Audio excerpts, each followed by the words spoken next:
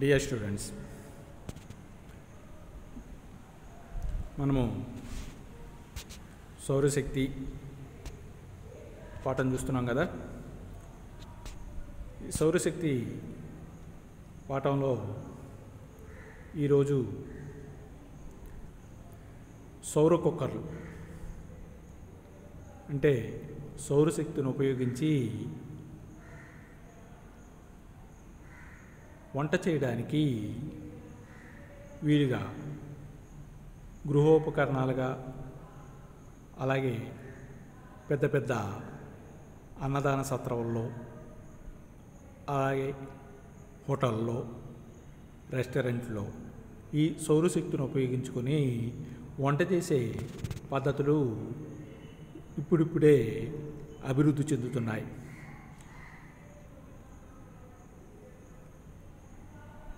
కాబట్టి 3 రకాలైన సౌర కుక్కర్లని వాడుతున్నారు.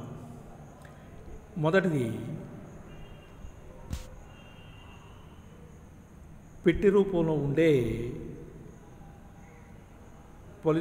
పలుచని ప్లేటు సహాయంతో పెట్టె రూపంలో ఉండే solar cooker, flat plate box type solar cooker. రెండవది పెద్ద పెద్ద హోటల్లో కానీ సత్రంలో కానీ వంట చేయడానికి మనకి అత్యధిక పరావర్తన ప్లేట్లు గల సౌర కుక్కరు, దాన్ని మనం ఏంటో అంటే multi reflector type solar oven. మూడవది పరావలయ డిస్క్ రూపంలో ఉండే ఈ సౌర ప్యానల్ సహాయంతో వంట చేసే సౌర cooker, parabolic disk concentrator type solar cooker. ఈ 3 రకాలైన సౌర కుక్కర్ని ప్రస్తుతం మనం ఉపయోగిస్తున్నారు. దీనివల్ల మనకి బొగ్గు, కిరోసిన్, సహజ వాయువు వీటి వినియోగం బాగా తగ్గి సౌరశక్తిని వినియోగించుకోవడం వల్ల మనం వినియోగించుకొని వంట చేయడానికి వీటిని ఎట్లా ఉపయోగిస్తారో చూద్దాం. మొదటిది మనకి box type flat plate box type solar cooker. ఈ సౌర కుక్కర్లో మనకి ఇంచుమించుగా దీర్ఘఘనాకారపు పెట్టి ఉంటుంది. 60 సెంటీమీటర్లు పొడవు, 60 సెంటీమీటర్ల వెడల్పు, 20 సెంటీమీటర్లు ఎత్తు కలిగిన ఒక చతురస్ర ఘనాకారపు పెట్టె ఉంటుంది. ఈ పెట్టె లోహంతో కానీ లేదా చెక్కతో కానీ తయారు చేస్తారు. దీని పై మూత, ఈ పెట్టెకి పై మూతగా ఇంచుమించుగా 2 పొరల గాజు షీట్ని ఏర్పాటు చేస్తారు. 2 పొరల గాజు షీట్ని ఏర్పాటు చేస్తారు. ఈ పెట్టె లోపల ఈ సౌరశక్తిని గ్రహించే శోషణకారి పూర్తిగా నల్ల రంగుతోటి పైనంతా కూడా నల్ల రంగు మనకి పెయింట్ వేస్తారు, పూత పోస్తారు, నల్ల రంగు పూత పోస్తారు. దానివల్ల మనకి నల్ల రంగు పూయడం వలన అధిక ఉష్ణోగ్రతలు గ్రహించడానికి, అధిక ఉష్ణోగ్రతలు వచ్చినప్పుడు పెట్టెలో అధమోహక పదార్థాలు అంటే ఈ ఉష్ణాన్ని బయటికి పోకుండా ఆ ఉష్ణం దాంట్లో ఉండడానికి ఒక నిర్దిష్ట ఉష్ణోగ్రతని మనం ఉంచడానికి ఏం చేస్తారు అంటే లోపలంతా కూడా మనకి అధమోహక పదార్థం ఏర్పాటు చేస్తారు. అలాగే ఈ పాత్రలో వంట వండేటప్పుడు పాత్ర వేడెక్కి ఆ వంట వండేటప్పుడు వాటి నుంచి వచ్చే బాష్పవాయువులు కూడా బయటికి రాకుండా బాక్సులోనే బయటికి రాకుండా, అంటే ఉష్ణోగ్రతలో మార్పు రాకుండా వీలుండేటట్లు చుట్టూ బాక్స్ చుట్టూ ఈ పెట్టి చుట్టూ అధమోహక పదార్థంతో కవర్ చేస్తారు. ఈ పైన ఏర్పాటు చేసిన మూత 2 పొరల గాజు షీట్ ఉంటుందనుకున్నాం కదా. ఇది ఒక్కొక్కటి 3 మిల్లీమీటర్ల మందం కలిగి ఉంటుంది. అలాగే మొత్తం ఫ్రేమ్ అంతా కూడా ఈ చెక్క పెట్టి ఫ్రేము ఇంచుమించుగా 20 మిల్లీమీటర్లు ఉంటుంది. అలాగే చెక్క పెట్టికి ఈ పై గాజు మూతకి మధ్యలో మనం ప్రెషర్ కుక్కర్లో రబ్బర్ ట్యూబ్ వాడతాం. ఆ రబ్బర్ ట్యూబ్లానే దీనికి ఏం చేస్తారంటే ఈ రెండిటికి మధ్యలో ఒక రబ్బరు సీల్ ఉంటుంది. అంటే ఉష్ణోగ్రత, ఈ బాష్పవాయువుల వల్ల వచ్చిన ఉష్ణోగ్రత కానీ లేదా సౌరశక్తి వల్ల వచ్చిన ఉష్ణోగ్రత కానీ వీటిని బయటికి పోకుండా ఉండేటట్లు, ఆ మూత నుంచి లీక్ అవ్వకుండా ఉండేటట్లు ఏర్పాటు చేస్తారు. అలాగే ఈ పై మూతకి ఒకవైపు దర్పణాన్ని ఏర్పాటు చేస్తారు. ఈ దర్పణము ఏర్పాటు చేయడం వల్ల మూత అంతా కూడా పైన దర్పణాన్ని ఏర్పాటు చేస్తారు, ఒక పొర. ఆ దర్పణాన్ని ఏర్పాటు చేయడం వల్ల సౌరకిరణాలు దర్పణంపై పడి పరావర్తనం చెంది కరెక్ట్గా మనం కుక్కర్ పెట్టెలో, ఆ చెక్క పెట్టెలో ఉంచిన ఈ పాత్రలపై పతనమయ్యేటట్లుగా చేస్తారు. కరెక్ట్గా పాత్రలపై పతనమయ్యేటట్లుగా చేస్తారు. అంటే సౌరశక్తికి మన సూర్యుడి నుంచి వచ్చే కిరణాలు ఖచ్చితంగా పాత్రల మీద పడేటట్లుగా చేస్తారు. దానివల్ల సౌరశక్తి కూడా ఎటువంటి నష్టం లేకుండా పాత్రల మీద పడడం వల్ల పాత్రలు వేడెక్కి ఆ పాత్రలో ఉండే పదార్థాలు ఉడకడానికి వీలవుతుంది. ఇక రెండవది multi reflector type solar oven, solar cooker. ఈ అధిక పరావర్త ప్లేట్లతోటి కూడిన సౌర కుక్కర్, దీన్నే మనం ఏమంటామంటే ఓవెన్. అంటే ఎక్కువ ప్రదేశం కలిగిన, ఎక్కువ మొత్తాల్లో వంట చేయడానికి, పెద్ద పెద్ద పాత్రల సహాయంతో వంట చేయడానికి వీలుగా ఈ అధిక రిఫ్లెక్టర్లు ఉన్న పెద్ద సైజు సోలార్ కుక్కర్ను ఉపయోగిస్తారు. దీనికి సైజు కూడా చాలా ఎక్కువగా ఉంటుంది. ఈ ఇంచుమించుగా ఈ ఓవెన్లో మనకి అధమోహక పదార్థంతో ఉండే ఒక స్తూపాకారపు, అర్ధస్తూపాకారపు పెట్టె ఉంటుంది. ఈ పెట్టె అంతా కూడా అల్యూమినియంతో కానీ, అల్యూమినియం షీట్తో కానీ లేదా చెక్కతో కానీ తయారు చేస్తారు. అలాగే ఈ దీంట్లో ఉండే, మనం దీంట్లో తీసుకునే షెల్స్ పాత్రల మధ్య ఇంచుమించుగా 7.5 సెంటీమీటర్లు దూరంలో ఉండేటట్లుగా ఏర్పాటు చేస్తారు. దీనిపైన ఫైబర్ గ్లాస్ని మనకి బంధకంగా తీసుకుంటారు. చుట్టూ ఫైబర్ గ్లాస్ తోటి, బంధక పదార్థమైన ఫైబర్ గ్లాస్ తోటి వేస్తారు.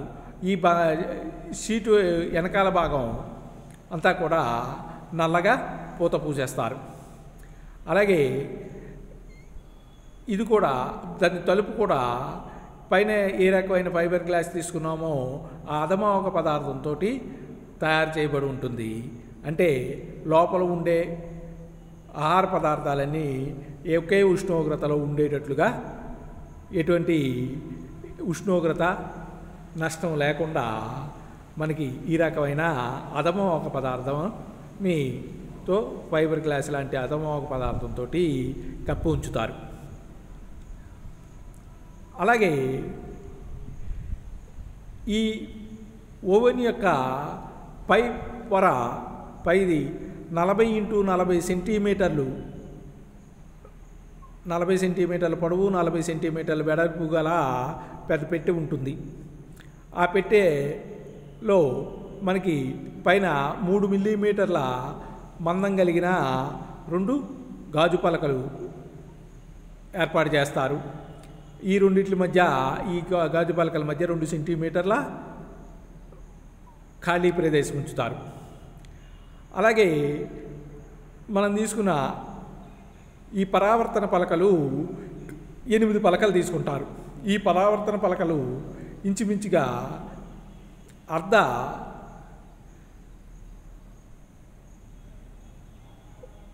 పూత పూయబడి ఉంటాయి. అంటే సగం పూత పూయబడి ఉంటాయి, కళాయి పూత పూయబడి ఉంటాయి. కళాయి పూతపడిన ఈ రిఫ్లెక్టర్లు కళాయి పూత పూయబడిన 8 అద్దాలను తీసుకుంటారు, దర్పణాలు తీసుకుంటారు. ఈ 8 4 చతురస్ర ఆకారంలో ఉంటే 4 త్రికోణ ఆకారంలో ఉంటాయి. 4 చతురస్ర ఆకారంలో ఉంటే 4 త్రికోణ ఆకారంలో ఉంటాయి. అంటే వాటికి సంబంధించిన దీన్ని బట్టి ఆ రిఫ్లెక్టర్లని పరావర్తన పలకల్ని ఏర్పాటు చేసుకోవడం జరిగింది. ఇక ఈ ఓవెన్ మనకి సూర్యుడు ఏ దిశలో అయితే తిరుగుతున్నాడో ఇది ఆ దిశలో తిరిగేటట్లుగా ఈ పరావర్తన పలకల్ని తిరిగేటట్లుగా కింద బేరింగ్ల సహాయంతో ఏర్పాటు చేస్తారు. దీని ఉష్ణోగ్రత ఒక్కొక్క పరావర్తన పలక యొక్క ఉష్ణోగ్రత ఇంచుమించుగా 160 డిగ్రీలు తక్కువ కాకుండా ఉండేటట్లుగా తీసుకునేటట్లుగా ఉంటాయి. మొత్తం అన్నీ కలిపి ఇంచుమించుగా 200 డిగ్రీల నుంచి 250 డిగ్రీల సెంటీగ్రేడ్ ఉష్ణోగ్రతని గ్రహించగలుగుతాయి. అంటే అధిక ఉష్ణోగ్రత, అంటే దాంట్లో పాత్రలో ఉండే పెద్ద పెద్ద పాత్రలని వంట చేయడానికి వీలుగా అత్యధిక ఉష్ణోగ్రతలు వచ్చేటట్లుగా ఏర్పాటు చేస్తారు. ఇక 3వ రకం పరావలయ డిస్కో ఆకారపు సోలార్ కుక్కర్. దీంట్లో పరావలయ డిస్క్ని ఏర్పాటు చేస్తారు. ఈ డిస్క్లో మనకి అంటే పరావలయ డిస్క్ అంటే మనకి సూర్యకిరణాలు ఈ పరావలయ పలక మీద పడి అన్నీ కూడా పరావర్తనం చెంది ఒక బిందువు వద్ద కేంద్రీకృతమవుతాయి. అలా కేంద్రీకృతం కరెక్ట్గా మనం వంట చేయడానికి తీసుకున్న పాత్ర ఎక్కడైతే పెడతామో ఆ బిందువు వద్ద ఈ సౌరకిరణాలన్నీ కూడా పరావర్తనం చెందేటట్లుగా ఏర్పాటు చేస్తారు. ఇది ఇంచుమించుగా అత్యధిక ఉష్ణోగ్రతలు వచ్చేటట్లుగా ఉంటుంది. అంటే ఈ రెండిట్ల మీద కన్నా పై 2 రకాల కన్నా ఈ రకంలో ఇంచుమించుగా 450 డిగ్రీల సెంటీగ్రేడ్ ఉష్ణోగ్రత ఉంటుంది. ఈ కుక్కర్ మనకి ఈ పటంలో చూపినట్లు ఉంటుంది. పాత్రలు ఇలా వేరువేరుగా ఏర్పాటు చేస్తారు. పైన పరావలయ పలక మూతగా తీసుకుంటారు. ఇక మనకి వివిధ రకాలైన కుక్కర్లు పటాలు ఈ రకంగా ఉంటాయి. దీంట్లో ఫస్ట్ది రిఫ్లెక్టివ్ కుక్కర్, అంటే పరావర్తన పలకలతో కూడిన కుక్కరు. ఈ రెండవది మనకి ఇది కూడా inclined box type solar cooker. ఇక మనం చెప్పుకున్న first model box type solar cooker ఈ రకంగా ఉంటుంది. ఈ బాక్స్ మనకి కింద బాక్సు చెక్కతో తయారు చేయబడి ఉంటుంది. దానిపైన నల్లని పూత పోయబడిన అంటే ఈ 4 చిన్న చిన్న పాత్రలు వంటకి ఉపయోగించిన పాత్రలు ఉపయోగిస్తారు. పై మూత దర్పణం ఉంటుంది. ఏమండి ఇవి మనకి చిన్న బాక్స్ టైప్, అంటే గృహోపకరణాలకి ఉపయోగించుకునే చిన్న బాక్స్ టైప్. మన ఇంట్లో ప్రెషర్ కుక్కర్ ఏ రకంగా ఉంటుందో ఈ సౌర కుక్కర్ కూడా అదే సైజులో ఉండేటట్లుగా ఏర్పాటు చేస్తారు. ఈ సౌర కుక్కర్ను మనం ఎక్కడైతే మన గృహోపకరణాలు ఇంటి ప్రదేశంలో ఎక్కువగా ఎండ తగులుతుందో, సూర్యకిరణాలు ఎక్కడైతే ఎక్కువ వస్తాయో ఆ ప్రాంతంలో ఉంచుకునేటట్లుగా ఏర్పాటు చేస్తారు. అంటే మనం వంట గదిలో కాకుండా ఎక్కువగా ఎండ తగిలే ప్రదేశంలో ఈ సోలార్ కుక్కర్ని ఉంచుకోవాలి. ఇక ఈ సోలార్ కుక్కర్ల యొక్క ఉపయోగాలేంటి? ఈ సోలార్ కుక్కర్ ఉపయోగం మనం చూస్తే మనకి మిగిలిన పాత్రలలాగా, అంటే సహజ వాయువులో మామూలు పాత్ర పెట్టి వంట చేయాలి, అలాగే ప్రెషర్ కుక్కర్లో పెట్టి వంట చేయాలి అంటే మనం అవి నిర్దిష్ట వంట చేసేటప్పుడు వాటినే పరిశీలిస్తూ ఎప్పుడు దాంట్లో పాత్రలో ఉన్న పదార్థాలు ఉడుకుతున్నాయి లేకపోతే మనకి అవి మాడిపోయే ప్రమాదం ఉంది. అలాగే ప్రెషర్ కుక్కర్లో మనం 2-3 విజిల్కి ప్రెషర్ కుక్కర్ని ఆపేయాల్సి అంటే మనం దాని మీద దృష్టి పెట్టి ఉంచాలి. ఇక్కడ సౌర కుక్కర్ మీద మనం దృష్టి పెట్టక్కర్లేదు. ఎక్కడైతే బాగా ఎండ తగులుతుందో ఆ ప్రదేశంలో పెట్టేసి మనం ఉంచేస్తే ఆటోమేటిక్గా దాంట్లో కావాల్సిన నిర్దిష్ట ఉష్ణోగ్రత వచ్చినప్పుడు పాత్రలో ఉండి పదార్థాలు ఉడికి ఉండిపోతాయి. ఇంకా ఎక్కువ ఉడకడం తక్కువ ఉడకడం అనేది జరగదు. అలాగే ఎటువంటి ఇంధనం అవసరం లేదు. మిగిలిన పద్ధతుల్లో అయితే కిరోసిన్ కానీ సహజవాయువు కానీ ఏదో ఒక ఇంధనం కావాలి. ఇక్కడ ఇంధనంతో కర్రగా బొగ్గులు కానీ ఏదో ఒక ఇంధనం కావాలి. ఇక్కడ ఇంధనంతో పని లేదు, సౌరశక్తే ఇంధనం.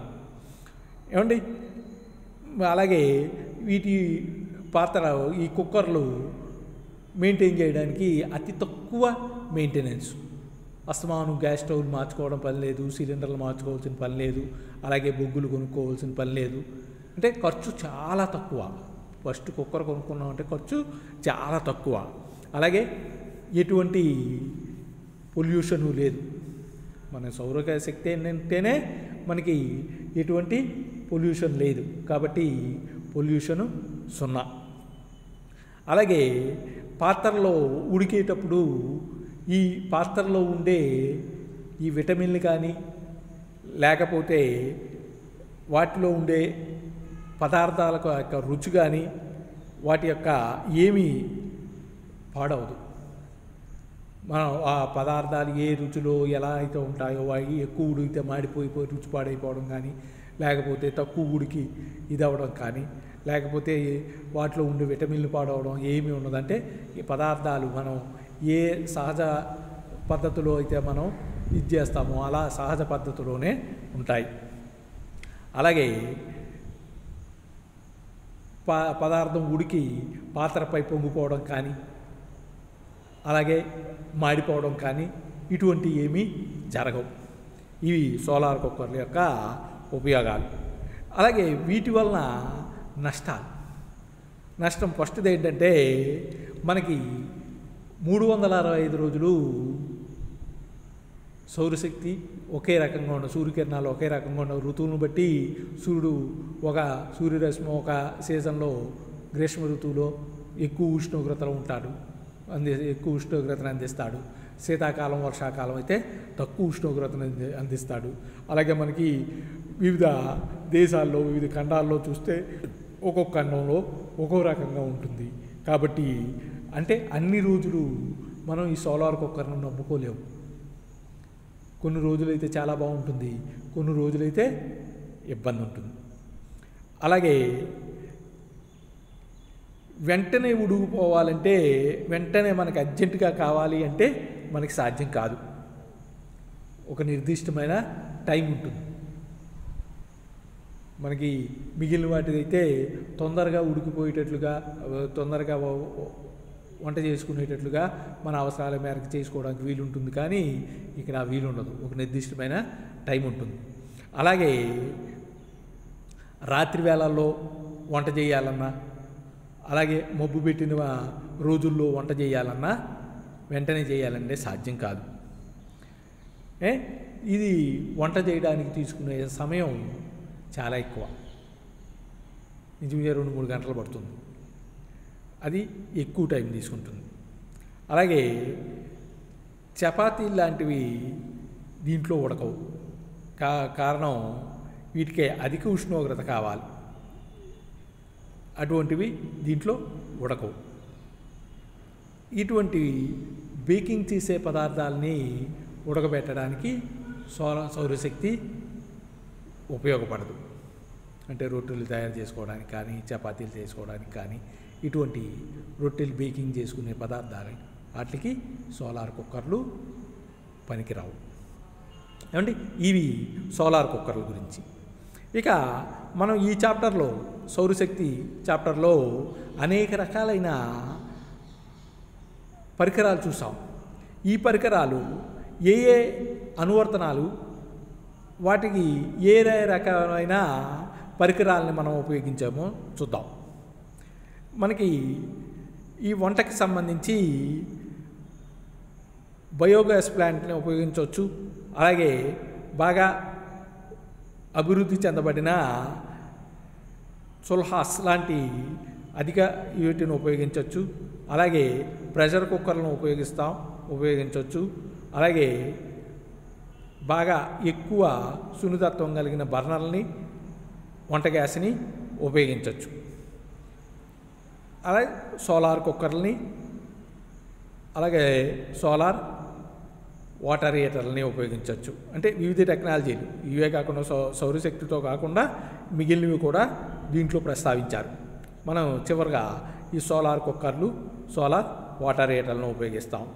అలాగే రెన్యూబుల్ కాంతి కోసం మనం ఫోటో వోల్టాయిక్ సెల్స్ని ఉపయోగించి, ఈ విద్యుత్ ఘటాలను సౌర ఘటాలను ఉపయోగించి మనం కాంతి శక్తిని విద్యుత్ శక్తిగా మార్చి ఆ విద్యుత్ ద్వారా మనం సౌరశక్తి నుంచి విద్యుత్ బల్బులను వెలిగించవచ్చు, అంటే కాంతిని పొందొచ్చు. నెక్స్ట్ శక్తిని విద్యుత్ శక్తి ఉత్పత్తికి మనం ఈ ఫోటో వోల్టాయిక్ పవర్ ప్యాక్స్ను ఉపయోగించవచ్చు. అలాగే ఈ సోలార్ థర్మల్ పవర్ ప్లాంట్లను ఉపయోగించవచ్చు. బయోమాస్ గ్యాసిఫైర్స్ ఆప్షన్స్ ఉపయోగించవచ్చు.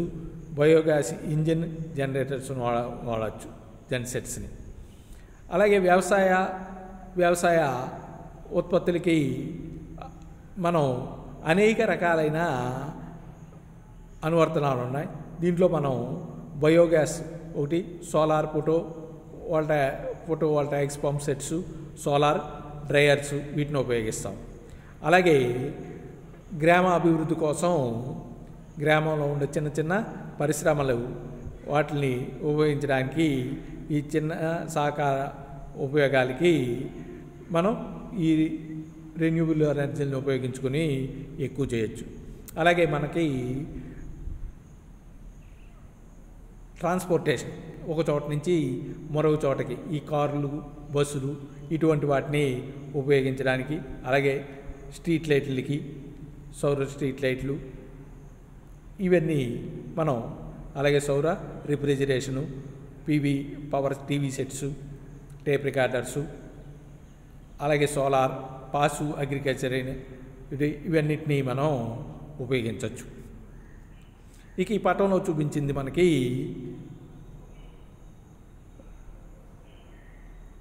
పరావలయ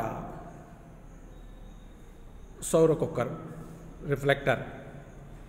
ఈ పరావలయ రిఫ్లెక్టర్ మనకి ఈ కాంతి కిరణాలన్నీ పరావర్తనమై ఒకే బిందువు వద్ద కేంద్రీకరమయ్యేటట్లుగా ఏర్పాటు చేయబడి ఉంటుంది.